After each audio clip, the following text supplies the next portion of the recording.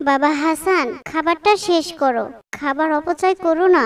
আর একটুখানি খাবারই তো অবশিষ্ট রয়েছে। খাবারটা শেষ করো বলছি। না আম্মু, আমি আর খাবো না। আমার এখন খাবার খেতে ইচ্ছা করছে না। হাসান, খাবারটা অপচয় করো না বাবা। তুমি কি জানো অপচয়কারীকে আল্লাহ পাক পছন্দ করেন না? তুমি নিশ্চয়ই আল্লাহর প্রিয় বান্দা হতে চাও, আর আল্লাহর প্রিয় বান্দারা কখনোই অপচয় করে না। হ্যাঁ বাবা, আমি অবশ্যই আল্লাহর প্রিয় বান্দা হতে চাই। তাহলে এবার খাবারটা অপচয় না করে খেয়ে নাও বাবা। ঠিক আছে বাবা, আমি এখনই খাবারটা শেষ করছি। আমি কখনোই আর খাবার অপচয় করব না, ইনশাআল্লাহ। এরপর হাসান খাবার শেষ করে ঘুমাতে যায়। আর তখন তার আম্মু হাসানকে বলল, আচ্ছা বাবা হাসান, তুমি কি ঘুমাতে যাওয়ার পূর্বে ছোট্ট আমলটি করেছো, যা আমাদের প্রত্যেক মুসলমানদের করা উচিত? আম্মু, তুমি কি ঘুমানোর আগে যে দোয়াটি পড়তে হয় সেই ছোট্ট আমলটির কথা বলছো? কিন্তু আমি তো বেশ কিছুদিন ধরে দোয়াটি পড়তে ভুলেই যাই। এখন আর আমি সেই দোয়াটি মনে করতে পারছি না, তাই পড়িনি।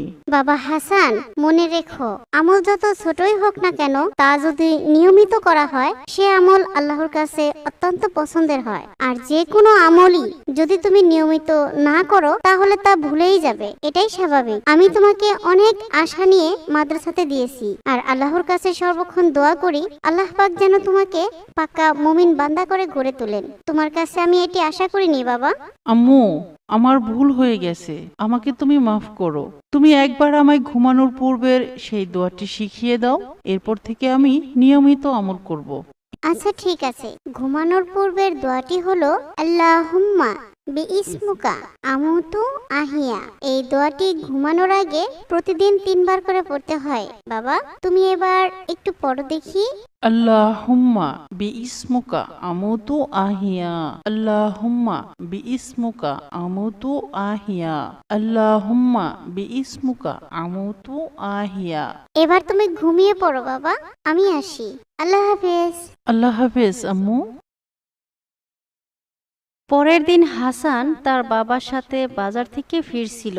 পথিমধ্যে দেখলো একটা অ্যাক্সিডেন্ট হয়েছে, আর একজন লোক প্রচন্ড আঘাত পেয়ে পড়ে আছে। এরপর হাসান ও তার বাবা সেখানে এগিয়ে গেল। কি হয়েছে ওনার? এভাবে পড়ে আছেন কেন? আর আপনারাই বা দাঁড়িয়ে দেখছেন? তাড়াতাড়ি ওনাকে ধরুন, এক্ষুনি ওনাকে হসপিটালে নিতে হবে, না হলে যে উনি মরে যাবে। তাড়াতাড়ি ধরুন আমার সাথে। না ভাই, আমরা কেউ ধরতে পারবো না। কোন জায়গার না কোন জায়গার লোক, না জানি কোন বিপদ হয়, পুলিশ কেসও হতে পারে। আমরা ধরতে পারবো না ভাই। সি সি, এসব কি বলছেন আপনারা? আল্লাহ আপনাদের হেদায়েত দান করুন। বাবা হাসান,